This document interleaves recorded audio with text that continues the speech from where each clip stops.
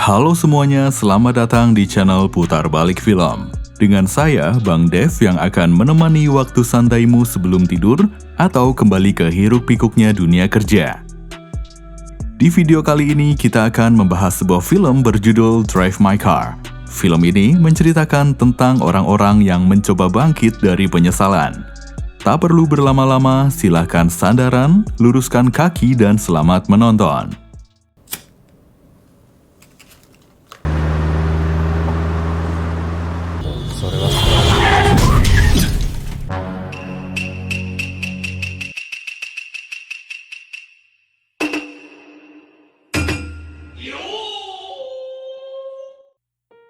Film dibuka dengan menampilkan seorang aktor dan sutradara teater terkenal bernama Yusuke Kafuku.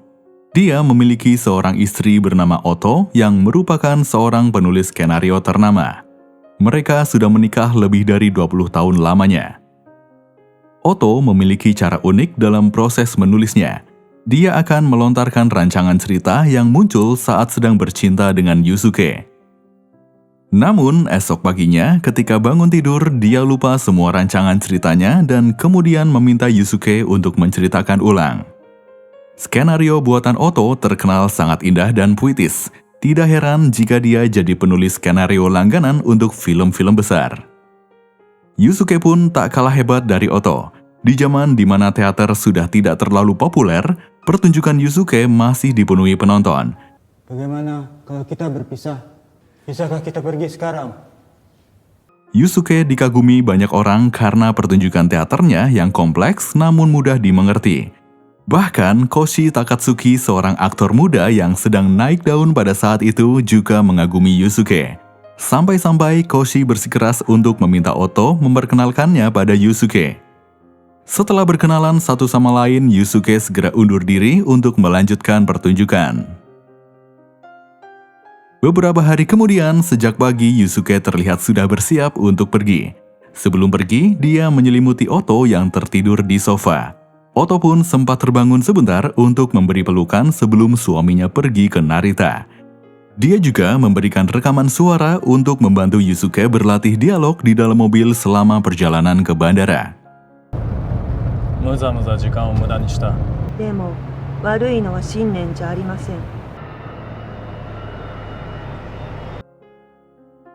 Sesampainya di bandara, Yusuke mendapat kabar kalau penerbangan dibatalkan akibat cuaca buruk dan dijadwalkan ulang esok hari.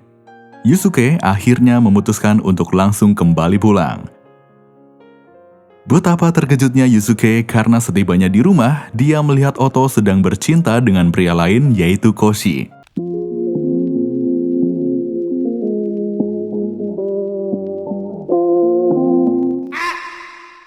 Yusuke diam sejenak, kemudian pergi dari sana diam-diam sambil merenungkan apa yang terjadi. Singkat cerita, Yusuke akhirnya sudah berada di hotel kota Narita. Saat itu, lamunannya pecah karena panggilan video dari Oto. Dia menerima panggilan itu dan mengobrol santai dengan Oto, seakan tidak ada hal yang terjadi. Bahkan hingga seminggu setelah kejadian, Yusuke masih tak berbuat apa-apa. Yusuke akhirnya pulang ke Narita. Ketika sedang mengendarai mobil tua merahnya, tiba-tiba sebuah mobil biru menghantamnya.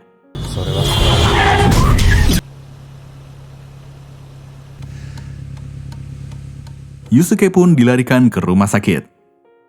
Mendapat kabar suaminya mengalami kecelakaan, Oto sangat khawatir dan segera menyusul ke rumah sakit. Untungnya keadaan Yusuke tidak parah.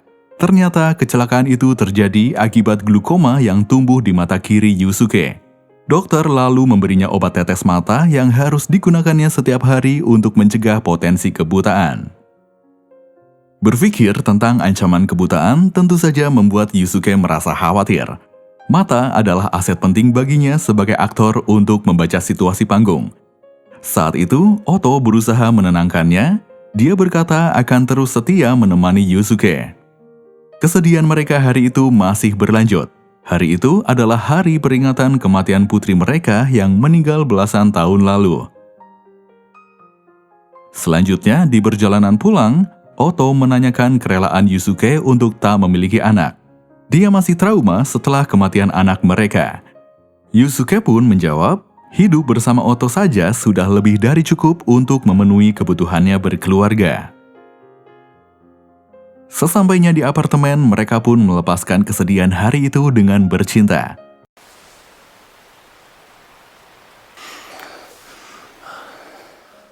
Seperti biasa, esok paginya setelah bangun, Yusuke seharusnya menceritakan kembali skenario cerita yang Oto ucapkan semalam. Namun Yusuke tak melakukannya. Ingatan tentang pengkhianatan Oto membuat Yusuke kembali sakit hati. Tapi dia memilih diam. Sebelum berangkat bekerja, Oto berkata pada Yusuke bahwa ada yang ingin dia bicarakan nanti malam. Yusuke tahu kalau Oto akan membicarakan tentang perselingkuhannya dengan Koshi. Merasa tak sanggup membicarakannya, Yusuke malam itu sengaja pulang lebih malam dari biasanya, berharap Oto sudah tertidur. Namun, ketika sampai ke rumah, Yusuke dikejutkan dengan melihat Oto tergeletak tak bernyawa akibat pendarahan otak.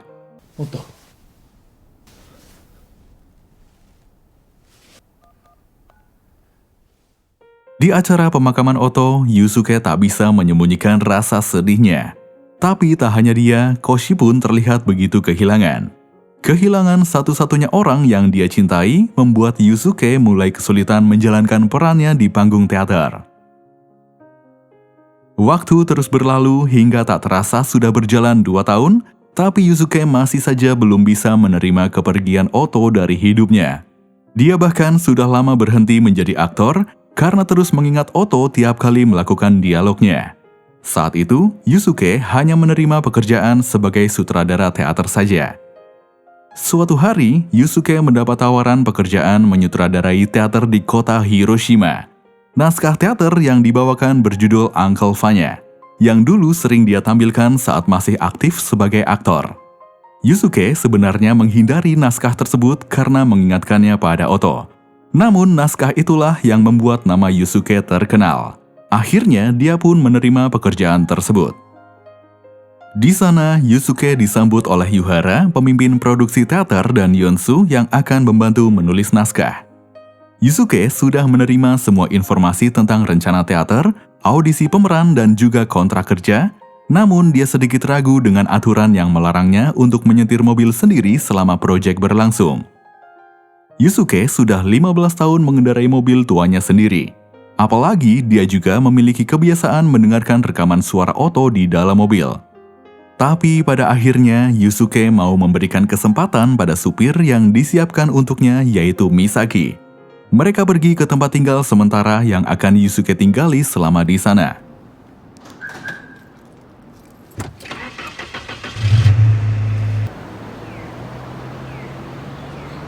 Perjalanan nyaman duduk di bangku belakang membuat Yusuke akhirnya percaya Misaki bisa membawa mobilnya dengan baik. Hari berikutnya, Misaki menjemput Yusuke untuk berangkat bekerja. Hari itu, audisi akan dilakukan untuk mencari pemeran tokoh-tokoh dalam teater Uncle Vanya. Siapa sangka, Koshi juga ikut menjadi peserta audisi hari itu. Meski tidak suka, Yusuke tetap profesional. Biar bagaimanapun, Koshi ternyata mampu menunjukkan performa yang bagus. Begitu juga seorang aktris tunawicara bernama Lee Yona. Audisi hari itu terasa menyenangkan bagi Yusuke, tapi dia kurang puas karena tidak ada yang mendaftar untuk menjadi Uncle Vanya, si tokoh utama. Semua berpikir bahwa Yusuke sendiri yang akan memerankan peran tersebut. Karakter Uncle Vanya memang sudah menempel dengan Yusuke sehingga tidak ada yang mencoba mengambil peran tersebut. Tak berniat mengambil peran atau audisi tambahan, Yusuke memilih aktor yang sudah ada dan dirasa paling sesuai. Saat pengumuman pengisi peran, Koshi terkejut karena dipilih untuk menjadi Uncle Vanya. 僕がワーニャということですか。ああ、意に沿わなければサインしなければいい。 Latihan pun mulai dilakukan hari demi hari, semua yang berlatih sesuai perannya masing-masing. Selesai latihan, Koshi menghampiri Yusuke di parkiran dan mengajaknya untuk minum bersama. Yusuke menerima ajakan Koshi dan mereka pun pergi ke bar. Koshi menyatakan kekagumannya pada Yusuke dan mengaku mengejar semua kesempatan untuk bisa bekerja sama dengannya. Koshi juga menyatakan kekagumannya pada Oto.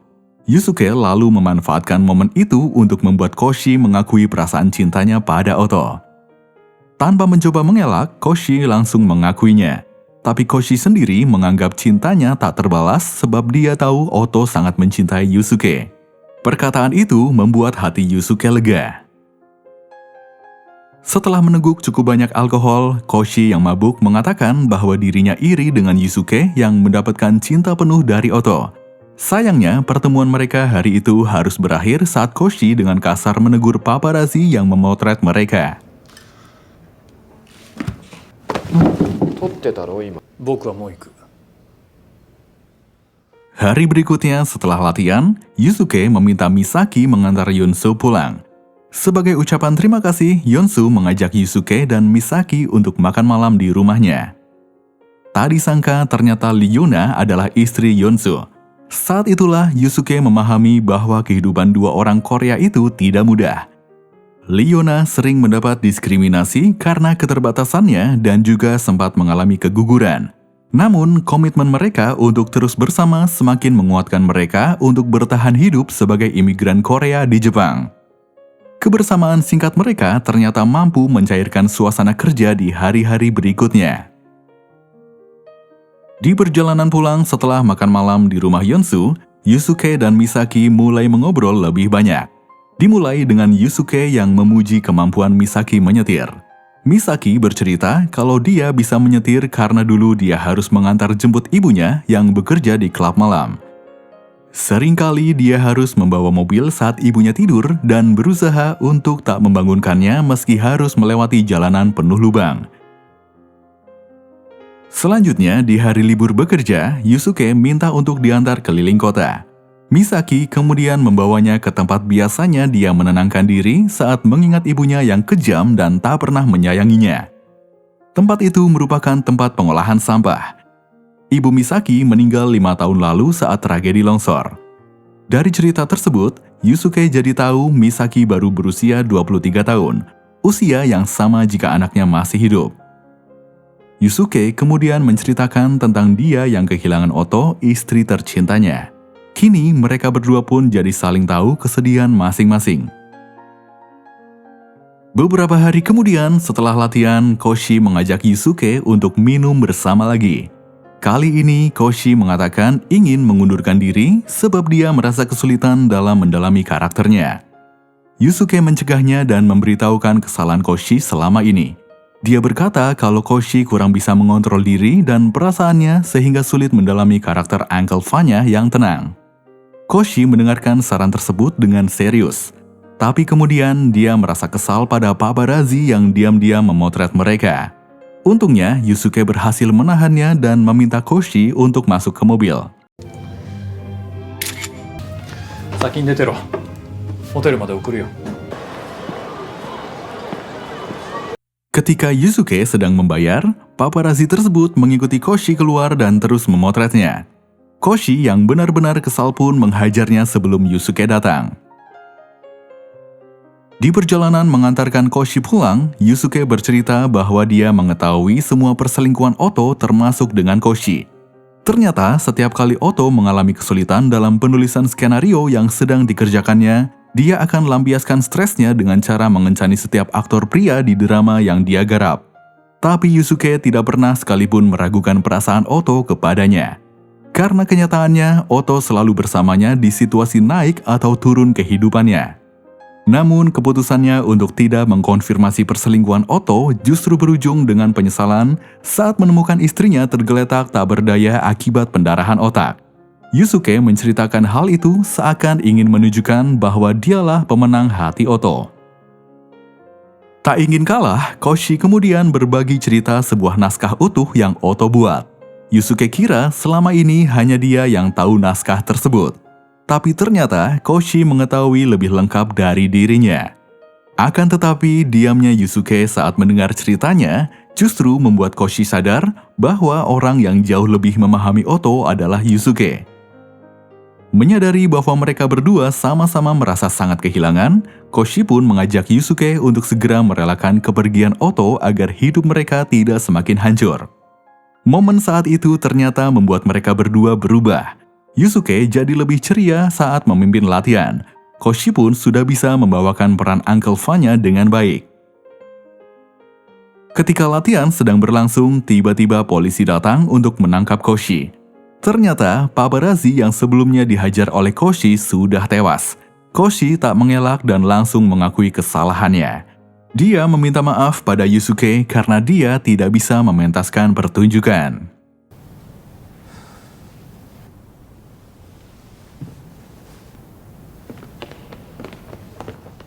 Tiket teater sudah laku terjual dan tanggal pementasan tinggal beberapa hari lagi.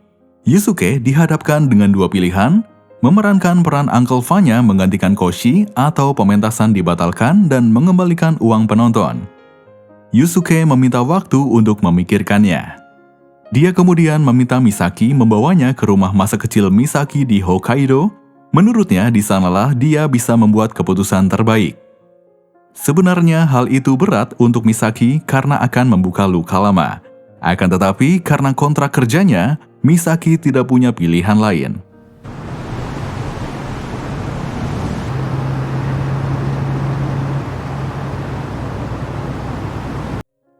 Di perjalanan jauh itu, hati dan pikiran mereka berdua fokus pada masalah masing-masing. Yusuke yang kembali mengingat penyesalannya karena tidak pulang lebih cepat di malam kematian Oto, dan Misaki yang sebenarnya saat tragedi longsor terjadi, ibunya bisa saja selamat jika dia mau berusaha menyelamatkan. Namun rasa benci pada ibunya yang kejam membuatnya tutup mata. Tumpukan salju menjadi pemandangan perjalanan mereka menuju rumah masa kecil Misaki. Sesampainya di sana, Misaki menaburkan bunga ke puing-puing rumahnya yang sudah hancur. Saat itu dia bercerita bahwa ibunya memiliki kepribadian ganda dengan alter ego bernama Sachi, seorang anak kecil usia 8 tahun. Kepribadian lain itu mungkin saja terbentuk untuk menunjukkan sisi lain ibunya yang penuh kasih sayang pada Misaki. Atau bisa jadi, itu adalah kepribadian yang sengaja dibentuk ibunya untuk bertahan dari kerasnya kehidupan sebagai janda yang terpaksa bekerja di klub malam. Misaki lalu menyalakan rokok dan menancapkannya sebagai pengganti dupa untuk mengirim doa. Sosok Sachi itulah yang sebenarnya membuat Misaki menyesal tak menyelamatkan ibunya. Yusuke sendiri ingin sekali Oto hidup kembali. Bahkan jika nantinya Oto akan berselingkuh, itu lebih baik daripada kehidupan 2 tahunnya yang hampa setelah ditinggalkan Oto. Setelah mengungkapkan penyesalan masing-masing, Misaki dan Yusuke pun berpelukan untuk menguatkan satu sama lain. Mereka harus terus hidup dan tidak membiarkan hidup mereka berlalu dengan sia-sia setiap harinya. Mereka kemudian kembali ke Hiroshima. Yusuke akhirnya mengambil peran Uncle Vanya dan melakukan pertunjukan. Dalam teater tersebut, Misaki tersentuh dengan dialog Liona yang dilafalkan menggunakan bahasa isyarat. Liona berkata, "Sekalipun hidup memang menyedihkan, kita harus menyelesaikan sampai akhir. Kita hanya boleh istirahat jika hidup memang sudah di ujung ceritanya." Beberapa tahun kemudian, terlihat Misaki menggunakan mobil merah milik Yusuke yang sudah diberikan kepadanya. Yusuke dan Misaki akhirnya bisa melanjutkan hidup mereka dengan lebih baik, menghadapi segala kenyataan dan pahitnya hidup hingga nanti tiba waktunya mereka bisa beristirahat. Film pun selesai. Film ini memberikan pesan bahwa memaafkan masa lalu dan membuka diri pada orang lain adalah kunci utama untuk menyembuhkan luka batin.